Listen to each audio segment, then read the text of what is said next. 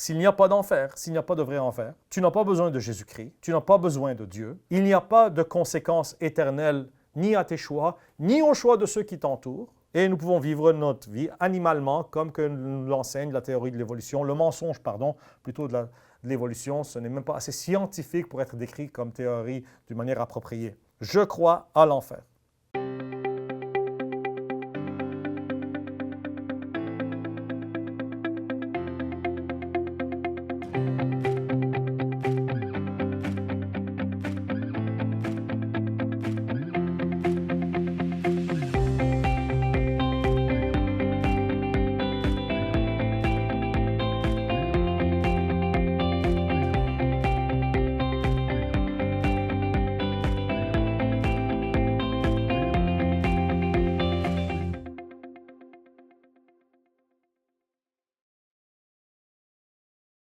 Bonjour chers amis, mon nom est Georges Antonios, pécheur sauvé par la grâce de Dieu, par le sang du Seigneur Jésus-Christ. Je vous reviens aujourd'hui avec un message directement de la parole de Dieu. C'est le seul genre de message qui compte.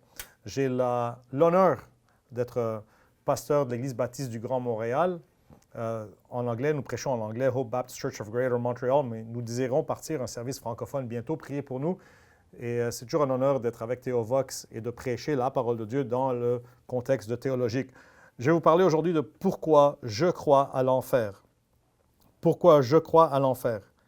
Quelque chose s'est passé il y a quelques années, c'est une vraie histoire. Une vraie histoire, c'était, je crois, durant la Seconde Guerre mondiale. Avec l'armée américaine, ils avaient un chapelain, donc un prêcheur pour les différents compartiments de l'armée. Nous avons la même chose ici au Canada.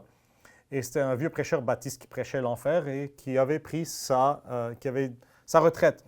Il a été remplacé par un jeune prêcheur nouvellement éduqué dans le meilleur séminaire, nouvellement diplômé en théologie, avec les meilleures découvertes des nouveaux manuscrits. Et on lui avait enseigné que les anciens prêcheurs, les anciens prédicateurs ne comprenaient pas vraiment ces choses. Ils étaient trop littéralistes. La Bible est plutôt symbolique. C'est à prendre avec un soupçon de sel. Donc, ce jeune homme s'en vient et il prend charge de ce groupe d'hommes dans l'armée américaine qui s'était lié vraiment d'amitié avec le vieux prêcheur avant qu'il ne prenne sa retraite. Et quand vient ce jeune homme, ce nouveau prêcheur venir le remplacer, les hommes lui demandent, c'est des hommes assidus qui étaient enhardis par la guerre. Vous imaginez un peu leur situation. Et ils le regardent de biais et un d'eux lui dit « Nous voulons juste savoir une seule chose de toi, mon jeune prêcheur. Crois-tu qu'il y a un enfer, mais physiquement, littéral, crois-tu qu'il y a un enfer? » Le jeune prêcheur d'expliquer que la Bible n'était pas si littérale, que les passages qui parlaient d'enfer étaient à prendre d'une manière symbolique, qui enseignaient plutôt une vérité morale, que oui, le ciel était véritable, mais non l'enfer. Les hommes lui répondent, « Écoute bien, s'il y a un enfer, tu es un menteur et on ne va pas te faire confiance. Et s'il n'y a pas d'enfer, on n'a pas besoin de toi. » Il ne trouva rien à répondre. Effectivement, s'il n'y a pas d'enfer, s'il n'y a pas de vrai enfer, tu n'as pas besoin de Jésus-Christ, tu n'as pas besoin de Dieu, tu n'as pas besoin d'un code moral à suivre. Il n'y a pas de conséquences éternelles ni à tes choix, ni aux choix de ceux qui t'entourent. Et nous pouvons vivre notre vie animalement, comme que nous l'enseigne la théorie de l'évolution, le mensonge, plutôt de l'évolution. Ce n'est même pas assez scientifique pour être décrit comme théorie d'une manière appropriée. Je crois à l'enfer. Et s'il y a un enfer, c'est une chance sur deux. Je propose que vous écoutiez attentivement. Je vais vous expliquer pourquoi moi, personnellement, je crois à l'enfer. Peut-être que vous, non, mais moi, je crois à un enfer littéral et physique. D'abord, c'est parce que la parole de Dieu me dit dans le chapitre romain que nous pouvons comprendre des choses de Dieu à partir de sa création. Paul en parle dans Romains chapitre 1. Les choses invisibles de Dieu sont clairement manifestes, comprises par les choses qu'il a faites. Et une des choses que Dieu a fait, il a fait des volcans. Je crois à l'enfer à cause des volcans. Je suis capable de voir l'enfer. J'ai déjà vu l'enfer, du moins la porte de l'enfer. Et je vous le dis, physiquement, pour ma lune de miel, j'ai pris ma femme aux portes de l'enfer. Je l'ai prise en Sicile et nous avons... en fait, je lui ai fait un peu peur parce que ma femme aime le temps chaud, elle aime tout ce qui est tropical et la chaleur. Et là, je lui ai dit, pour notre lune de miel, amène ton manteau avec toi. Ça lui donnait la trouille. Manteau, je veux pas de manteau, on s'en va en lune de miel. Je dis non, tu as besoin d'un manteau. Je lui ai fait croire qu'on s'en allait quelque part de froid. Elle m'a fait confiance, Dieu merci, elle m'a suivi. En vérité, c'est parce que nous étions en Sicile et j'avais planifié qu'on ascende le volcan Etna, qui est récemment, nous sommes en 2024, qui est récemment, encore une fois, explosé. Nous sommes montés jusqu'au cratère en haut et nous avons vu la fumée qui en ressortait. L'air était difficile à respirer avec le sulfure et elle avait un grand chapeau qui a virevolté dans le vent, qui est tombé dans le cratère, qui s'est approché du cratère. Alors, vaillant jeune mari que j'étais, je suis descendu, il y a bien des années de cela maintenant, je suis descendu après ce chapeau et j'ai retiré le chapeau pour ma femme de la bouche de l'enfer. Voyez-vous, c'est ça l'amour, hein, Sally? Donc, je crois que Dieu a mis ces choses en science pour nous enseigner quelque chose. Voyez-vous, selon la Bible, l'enfer est au centre de la terre. Il y a maintes versets à ce sujet. 23 versets de la Bible placent l'enfer vers le bas, au centre de la terre. Avant, je pensais que l'enfer, c'était quelque part, peut-être une dimension dans l'espace quelque part, mais l'enfer comme tel, qui, notons-le bien, est différent du lac de feu. Le lac de feu et l'enfer ne sont pas la même chose dans la Bible. Attention à ne pas confondre, mais l'enfer, la prison des âmes perdues, est souterraine au centre de la terre. On va parler un peu de la science bientôt, et c'est en bas. Mais si Dieu aurait mis l'enfer en bas, sans donner un moyen de percevoir l'existence de l'enfer, comme qu'il nous a donné un moyen de percevoir l'existence du ciel en regardant vers le haut, il s'assure donc qu'on puisse le percevoir visuellement en permettant des ouvertures à la surface de la terre qui communiquent directement avec l'enfer. Cette lave qui en ressort vient des entrailles de la terre. Je crois que Dieu a créé ces choses pour nous faire attention. Il a créé des volcans. Pourquoi? Combien d'entre vous comprenez que Dieu aurait pu créer quelque chose d'autre? Il aurait pu créer des petites collines toutes cute qui crachent du confetti, par exemple, qui crachent du riz, qui crachent des flocons de neige. Non, non, c'est des cratères, c'est des collines et des montagnes qui crachent de la lave si chaude qu'elle peut faire fondre le métal, qu'on ne peut pas s'en approcher sans une armure protectrice. Pourquoi? Que tente-t-il de communiquer par cette nature? Rappelez-vous, Romains 1, versets 19 et 20 nous dit que nous comprenons des choses, des réalités théologiques par la création de Dieu. C'est bien physique cet enfer-là. C'est bien physique. La Bible dit dans Proverbes chapitre 15, verset 24, et je vais vous lire le verset pour que vous voyez que... Mais d'abord, je vais vous lire le verset, la première mention de l'enfer, c'est Deutéronome. Nous allons commencer dans Deutéronome, chapitre 32. C'est un chapitre qui s'appelle « Le chant de Moïse », la chanson de Moïse, que les Juifs avaient à mémoriser pour ne jamais l'oublier. Première mention de l'enfer à la bouche de Dieu. Écoutez bien, Deutéronome 32, verset 22. « Car un feu s'est enflammé dans ma colère et brûlera jusqu'à l'enfer le plus bas. Il consumera la terre, ainsi que son rapport, et mettra le feu au fondement des montagnes. » Le rapport de la terre, c'est ce que la terre apporte à la surface. Question, croyez-vous que la terre est physique, littérale? Bien sûr. Croyez-vous que les montagnes sont physiques et littérales? Vous diriez oui. Croyez-vous, en conséquent, que les fondements, les fondations des montagnes sont physiques et littérales? Oui. Donc tout dans ce verset est littéral. Pourquoi pas l'enfer? C'est littéral. Non, on n'aime pas croire que c'est littéral. Dieu n'aime pas croire que c'est littéral. L'enfer n'a pas été créé pour l'homme, originalement. L'enfer a été conçu pour le diable et ses anges. C'est ce que Jésus-Christ nous parle. Il décrit le lac de feu qui existe dans Matthieu chapitre 25 durant le règne millénaire. Ça, c'est un sujet biblique approfondi pour une autre fois. Mais comme concept, Jésus-Christ explique aux hommes que l'idée du tourment dans le feu, un tourment de feu, c'était conçu pour punir le diable et les anges. Ce n'était pas pour l'homme. Malheureusement, l'homme se joint à ces anges déchus en agissant pareillement par son péché. Et la justice de Dieu doit condamner l'homme tout qu'elle condamne le diable. Mais c'est absolument physique. La Bible nous dit que l'enfer est au sein de la terre, je l'avais mentionné. Vous pouvez lire Deutéronome 32, la Bible dit aussi, Proverbe 15, 24, le chemin de la vie est en haut pour le sage afin qu'il évite l'enfer en bas. Amos chapitre 9, verset 2, et là je paraphrase, Amos chapitre 9, verset 2, « Même s'il creuse jusqu'en enfer, de là ma main les cherchera. Même s'il monte jusqu'au ciel, de là je les ferai descendre. » Est-ce que le ciel... C'est bizarre, si tu questionnes les gens statistiquement, on prêche dans les rues des fois, on passe des tracts de l'Évangile, on prêche dans les rues, je parle aux gens, je témoigne aux gens. Les gens de notre église aussi, l'église baptiste de l'Espoir de Montréal, on descend dans la rue, on prêche. Et tu parles aux gens, si tu les questionnerais, crois-tu que le ciel existe? La plupart des gens te répondraient dans le positif. Ils diraient, oui, je crois que le ciel existe, c'est-à-dire le paradis. Pose-leur ensuite la question, crois-tu que l'enfer existe? La plupart des gens ne le croiraient pas. Pourquoi? Parce que nous sommes biaisés. Ce n'est pas une opinion qui est honnête. Nous sommes biaisés. On veut bien croire à ce qui est beau et bien, mais on ne veut pas croire à ce qui est méchant et terrible. Nous sommes biaisés. Et un vrai prêcheur, un prêcheur honnête, se doit de vous déclarer tout le conseil de Dieu. Comme que Paul a dit, il a pris comme témoin les aînés de Éphèse et il leur a dit, je vous ai déclaré tout le conseil de Dieu.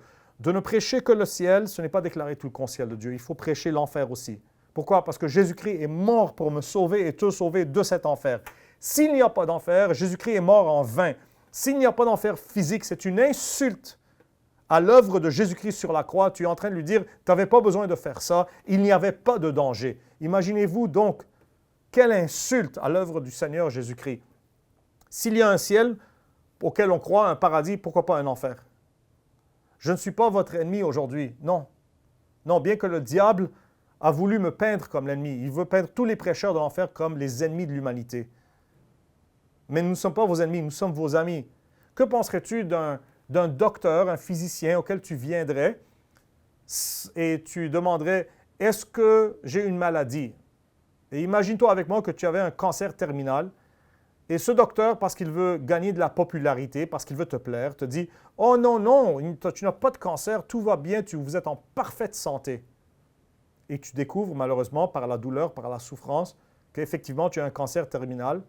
Et parce que tu n'as pas traité ton cancer, pendant qu'il était encore traitable, aujourd'hui il est métastasé et tu es dans la phase terminale, il n'y a plus rien à faire et tu es condamné en mort. Que penserais-tu de ce physicien, de ce docteur, qui t'a donné du sucre, qui t'a cajolé, qui t'a caché la vérité pour ne pas t'offenser, mais qui t'a truqué et à cause de son mensonge, tu es condamné à mort?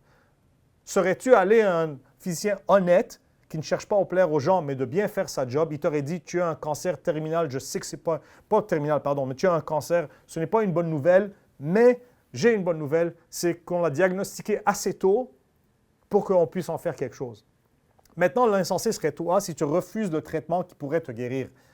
Si traitement il y a. Mais dans ce cas, pour l'illustration, il y en a un. Vous savez c'est quoi le traitement? C'est Jésus-Christ. Je suis celui, et nous sommes ici à Théovox, ceux qui vous disent la vérité parce qu'on vous aime. On veut pas, nous ne sommes pas des politiciens qui cherchent à gagner des votes en mentant aux gens. Nous savons que l'enfer, ce n'est pas un message populaire, mais c'est un message d'amour. Parce que l'amour dit la vérité, parce que l'amour avertit, parce que l'amour dit, il y a une issue, il y a un échappatoire, il y a une solution. Gloire à Dieu, c'est Jésus-Christ. Mais si on ne t'avertit pas de l'enfer, nous sommes malhonnêtes et nous sommes des traîtres envers Dieu et l'humanité. Et que Dieu nous en garde d'être des traîtres. Nous sommes ici pour prêcher la vérité. Cet enfer que moi je mérite, duquel Jésus-Christ m'a sauvé, et je crois que, je sais plutôt qu'il te sauvera aussi. Aujourd'hui, à quelle profondeur est cet enfer? Je ne sais pas, je sais qu'en étudiant, la croûte continentale est profonde de 35 km. Et en dessous de ça, il y a une autre épaisseur de 700 km. Je crois qu'au lac Baïkal, à côté du lac Baïkal, il y a un trou que les Russes ont fait d'une profondeur de 12 km. Les chaleurs sont si intenses là-bas que l'équipement fond. Imaginez-vous donc au centre de la Terre. Donc, c'est un Dieu qui crée des volcans pour communiquer à toute l'humanité, toutes les nations, toutes les races, ce qui les attend. Vois-tu, quand tu meurs, la gravité attirera ton âme, tout comme elle attire toute chose vers le bas. Et dans ce bas, c'est l'enfer, c'est le gouffre, c'est la destruction consciente. Et s'il n'y a pas de principe, une loi qui surmonte cette gravité pour t'élever, et cette loi qui est le Saint-Esprit de Jésus-Christ, tu vas tomber comme du plomb au fond des eaux et dans le gouffre, et tu seras péri, tu périras. Ce n'est pas un poème, c'est le plus grand avertissement de ta vie, à cause du péché. Mais je comprends, vous êtes scientifique, vous êtes plus intelligent que cela, ceux d'entre vous qui sont incrédules. Un déluge de feu, c'est du magma. Ce n'est pas de l'enfer, on appelle ça magma.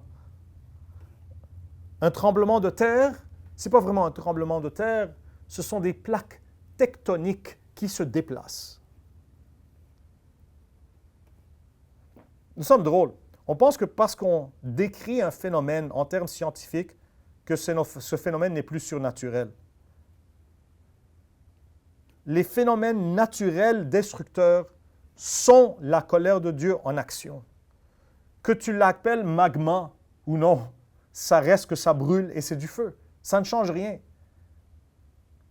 Dans les universités, on vous a fait croire que parce que tu appliques un nom scientifique de 6 syllabes à un phénomène naturel, que la main de Dieu n'y est plus ou que ça n'a pas été conçu par Dieu.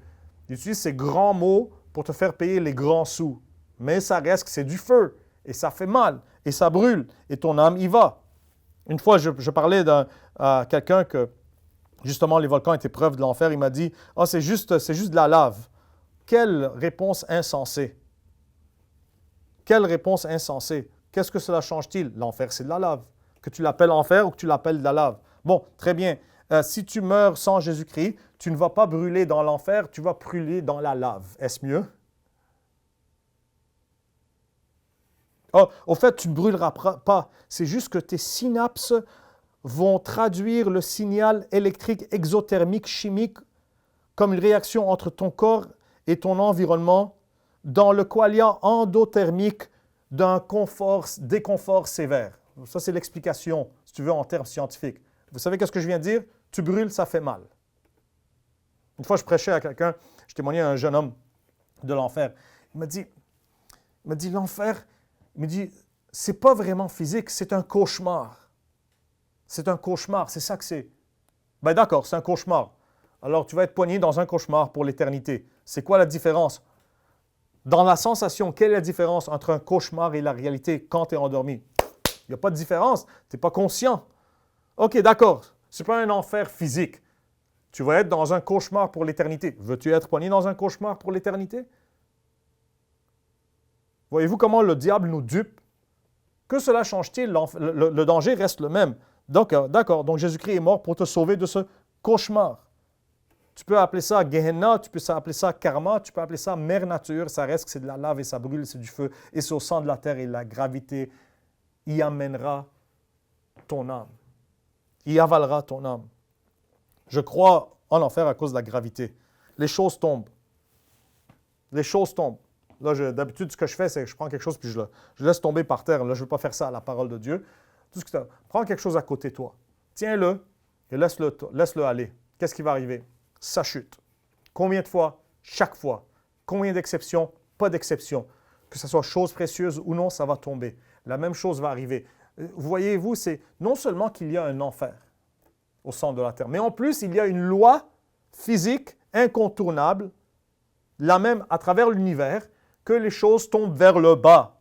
Donc, vous mettez ces deux choses ensemble et le Dieu qui a créé cette loi est en train de communiquer que tu descendras vers le bas.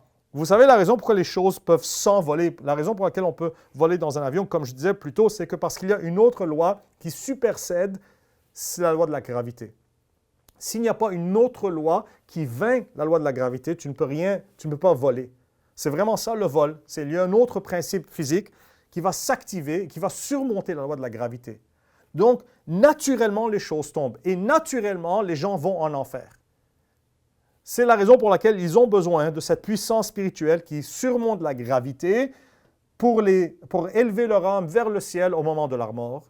Ce principe élévateur est Jésus-Christ, l'Esprit du Seigneur Jésus-Christ, que tu obtiens par la foi en lui.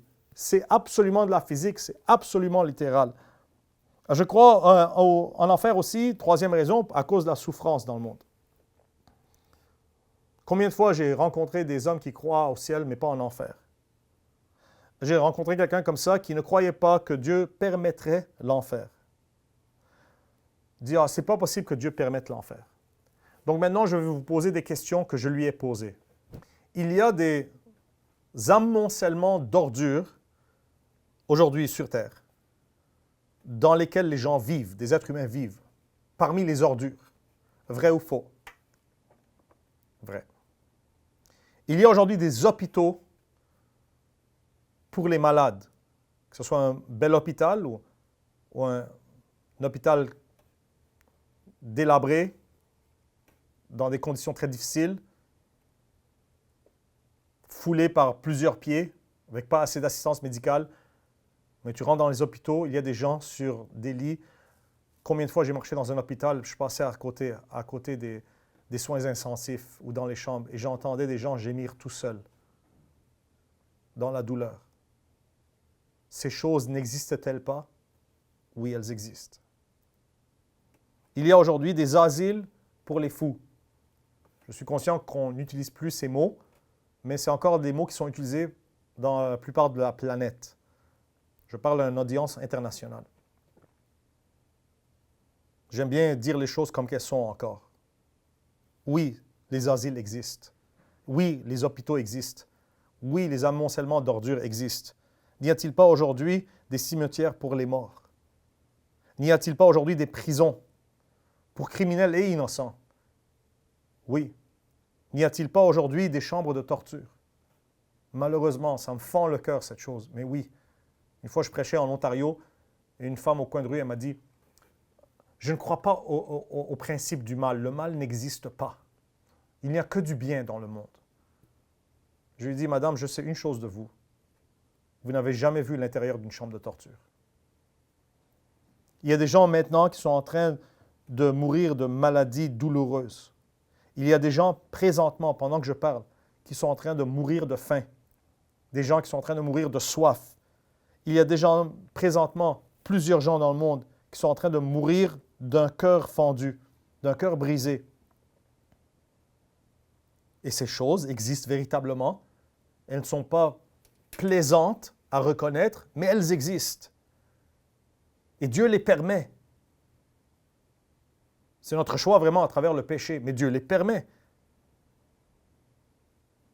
Le fait que ce sont des vérités inconfortables, que je voudrais tant qu'elles ne soient pas réalité, ne change pas le fait qu'elles sont réalité. Nous sommes une société qui a été droguée à ne plus reconnaître la réalité. Dieu permet ces choses. Pourquoi n'y aurait-il pas un enfer si cette vie semble être un enfer aux vivants? Si les vivants pensent que cette vie est un type d'enfer, vous pensez que ce sera mieux dans la mort? Que si ce genre de souffrance existe dans la vie, elles ne vont pas exister dans la mort qui est pire? Un homme est insensé qui ne croit pas en un enfer. C'est un homme qui n'a pas vécu. C'est un homme ou une personne qui n'a pas vu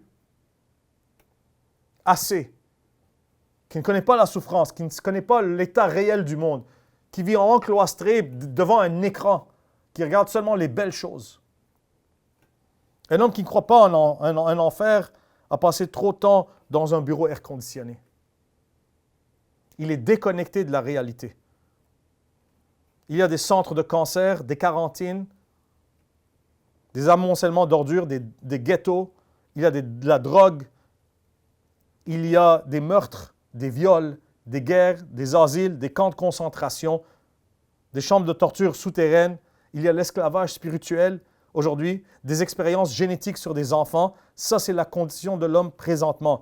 Mais quelle folie vous pousse à penser qu'il n'y ait pas d'enfer ou que les choses soient meilleures dans la mort? La raison principale que les gens refusent de croire à l'enfer, c'est qu'ils pensent qu'ils sont trop bons, trop importants, trop précieux pour souffrir l'enfer, la colère de Dieu. Mais la vie elle-même est un témoignage brutal que l'homme ne vaut rien s'il n'y avait pas de Dieu. Il est né en train de pleurer. L'homme né pleurant et meurt pleurant. L'homme né nu et mort nu. L'homme né seul, dépendant, et il meurt seul et dépendant. Les hommes ne diffèrent en rien des chiens morts. Les hommes meurent facilement.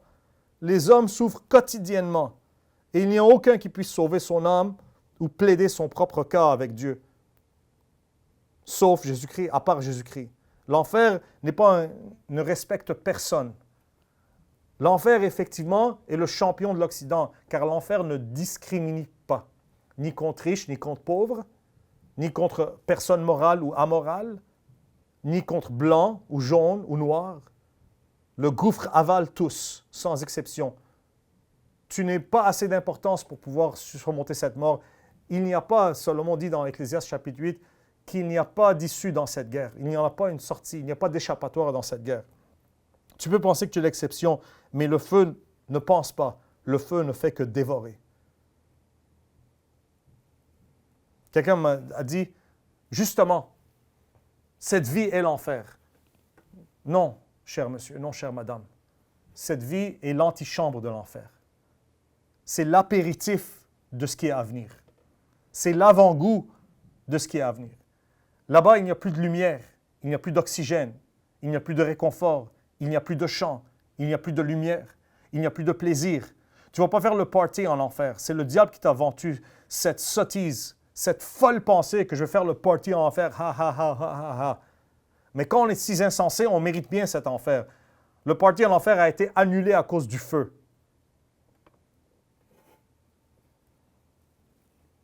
Je crois en enfer parce que je crois à la justice. Étant donné toutes ces atrocités que j'ai décrites qui existent dans ce monde. Je peux vous dire, je connais des hommes durant la guerre au Liban, la guerre civile. Je connais des hommes qui crevaient les yeux de leurs prisonniers et les faisaient courir dans les champs et les tiraient, s'amusaient à les tirer comme cible mouvante, comme cible mobile.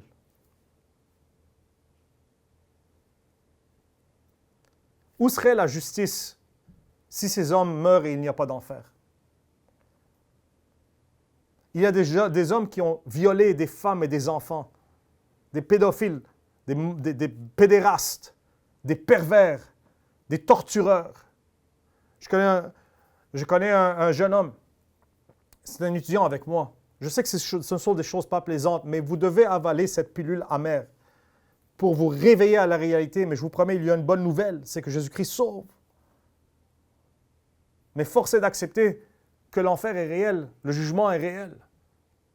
C'était un ami à moi à l'université au Liban, mais c'était un Syrien. Il est revenu en Syrie pour visiter sa famille et il a disparu de l'université pendant 3 mois. Je le revois 3 mois plus tard. Je dis, mais où es-tu? Ça fait 3 mois que tu as disparu, tu ne réponds pas à ton téléphone, rien. Il me dit, viens, je vais te raconter ce qui s'est passé. On était à Beyrouth, à l'université américaine de Beyrouth. On est allé sur la rue Bliss. On s'est assis dans un restaurant. Il allume une cigarette et pendant qu'il me parle, sa main tremble comme ça. C'est un jeune homme de 21, 20 ans. Nous avions 22 ans. Ça, c'était la bohème. Et il dit, je reviens en Syrie. On arrête, il y avait une barrière militaire, un arrêt militaire. En Syrie, le service militaire était mandaté pour les jeunes, mais les universitaires en étaient exemptés. Il montre sa carte d'université pour prouver qu'il est exempté du service militaire. L'officier lui dit, tu te moques de moi, ça c'est une carte qui est une fausse carte d'identité, ça je ne te crois pas. Et on l'a mis en prison, sur place, pendant 3 mois. Dans la prison qui s'appelait Mezze, en Syrie. Il m'a dit, nous étions 300 personnes dans une même chambre. Il n'y avait pas de place pour dormir. On était si crampés qu'on s'assoyait, les jambes écartées, un homme à l'intérieur de l'autre, comme ça, en rang. Parce qu'il n'y avait pas de place. Si tu voulais aller à la toilette, en te levant pour aller aux toilettes, nous étions tellement serrés que le rang se resserrait. Il n'y avait plus de place pour venir t'asseoir. Donc les gens faisaient sur eux-mêmes, sur place, leur numéro 1 et leur numéro 2. Il m'a dit, on m'attachait les yeux, puis on m'a mis à l'intérieur d'un pneu de camion avec les pieds dans l'air et on me battait les pieds, mais on m'attachait les yeux, on me couvrait les yeux pour que je ne reconnaisse pas qui me battait, afin qu'une fois sorti de prison, si je sors, sachant que j'étais universitaire au Liban, ça veut dire qu'il avait quand même assez riche et qu'il avait peut-être des connexions politiques, donc on lui couvrait les yeux pour pas qu'il puisse accuser ses tourmenteurs. Il me dit, les portes étaient ouvertes dans les autres chambres de la prison, on les entendait torturer les autres et on entendait ses cris. Tu entends des choses comme ça. Vous êtes vraiment, les hommes sont drôles, ils disent, mais où est Dieu? Cette même indignation qui pose la question, mais où est Dieu, devrait aussi poser la question, mais où est l'enfer? Ne devrait-il pas y avoir un enfer pour un Hitler qui systématise des expériences génétiques sur des enfants et les torture, et ensuite quoi? Meurt et se repose? Où est le gémissement de la victime qui gémit pour la justice? Nous voulons tellement de la justice dans ce monde. Nous nous mobilisons pour la justice. Nous nous indignons pour la justice. Nous sommes prêts à prendre les armes et à révolutionner au nom de la justice. Il faut qu'il y ait de la justice, la justice, la justice. Justement, il faut qu'il y ait de la justice. Que fais-tu avec celui qui meurt? Parce que beaucoup de ces gens meurent dans leur lit confortable. Et ont-ils échappé à la justice? N'y aura-t-il pas de justice divine qui va punir leurs crimes contre Dieu dans un enfer éternel? Absolument. Je crois à l'enfer parce que je crois à la justice. Je crois à l'enfer parce que je crois à la justice. Et un homme qui ne croit pas à l'enfer ne croit pas à la justice. Bob Jones Sr., le prêcheur, disait que la guerre est le jugement de Dieu sur le péché ici, et l'enfer est le jugement de Dieu sur le péché ici-bas, c'est-à-dire là-bas, en enfer. Le Dieu de la Bible est un Dieu de justice. La première mention de l'enfer, c'est justement la colère de Dieu contre le péché. Peut-être que toi, tu tolères l'injustice éternelle, mais pas Dieu. Pas Dieu. La raison pourquoi tu ne crois pas à l'enfer, c'est parce que si tu étais Dieu, peut-être que toi, tu ne permettrais pas un enfer. Tu penses que Dieu est comme toi. Tu penses qu'il est aussi droit, ici, aussi moral que toi. Toi, peut-être, tu ne permettrais jamais l'enfer, donc certainement Dieu non plus. Comme si tu étais le standard de la droiture. Ça, c'est la raison principale pourquoi les gens ne croient pas. Ils se prennent comme pour étant plus droits que Dieu, plus miséricordieux que Dieu, plus bons que Dieu. On oublie la justice de Dieu. Personne n'est plus miséricordieux que Dieu. Personne n'est plus compatissant que Dieu. Ça, c'est le même Dieu qui a créé l'enfer, qui est mort sur la croix et qui a goûté à son propre enfer, à sa propre punition pour en rédempter l'homme. Maintenant, si l'homme refuse, il y a une chose qui est, entre guillemets, plus forte que Dieu lui-même, dans sa souveraineté, a délégué à l'homme, et c'est le choix libre.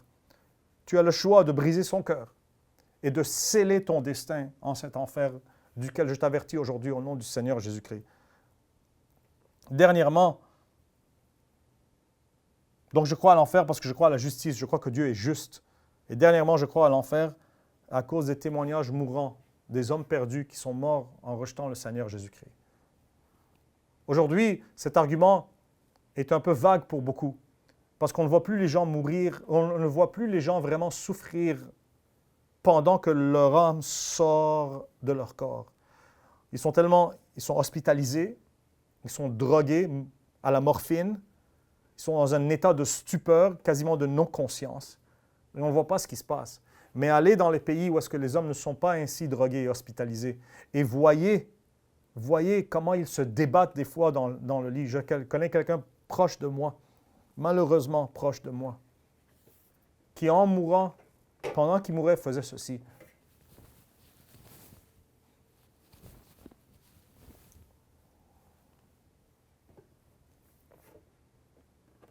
Malheur à celui qui refuse de croire à l'enfer et qui, pendant que son âme quitte son corps, les anges déchus, ordonnés de Dieu, paraissent pour l'enchaîner et l'emmener en enfer. Et tout d'un coup, à ce moment-là, toutes tes raisons et toute ta certitude que l'enfer n'existe pas se dissipent en un instant.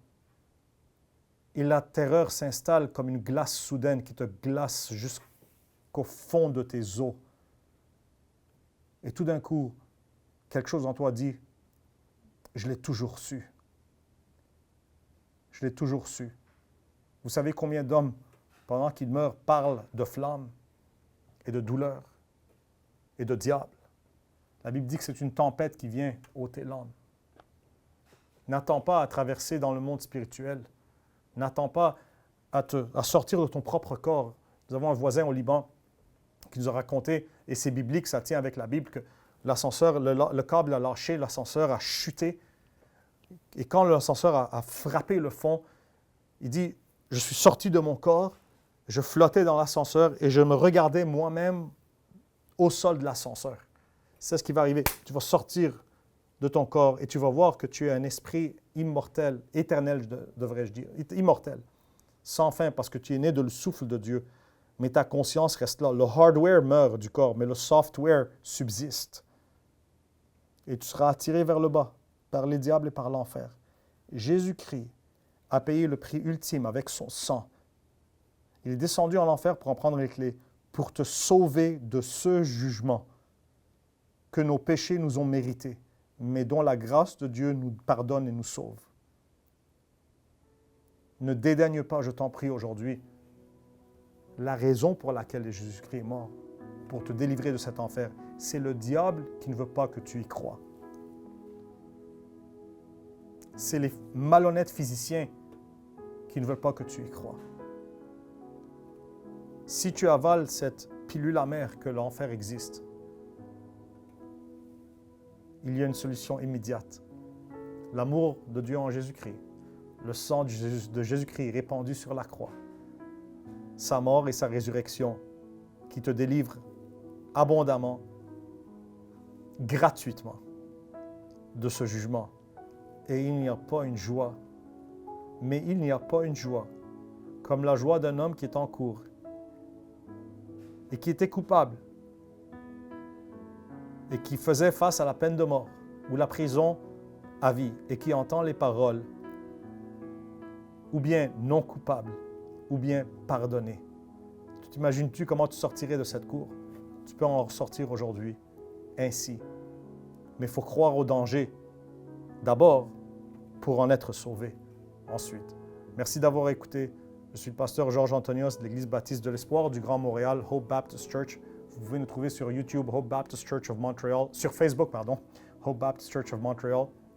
J'ai mon canal YouTube aussi en anglais, Counsel and Might, Dr. George Antonios, C-O-U-N-S-E-L, and A-N-D, Might, la puissance, M-I-G-H-T. Priez pour nous, que Dieu vous bénisse et que Dieu vous sauve. Merci.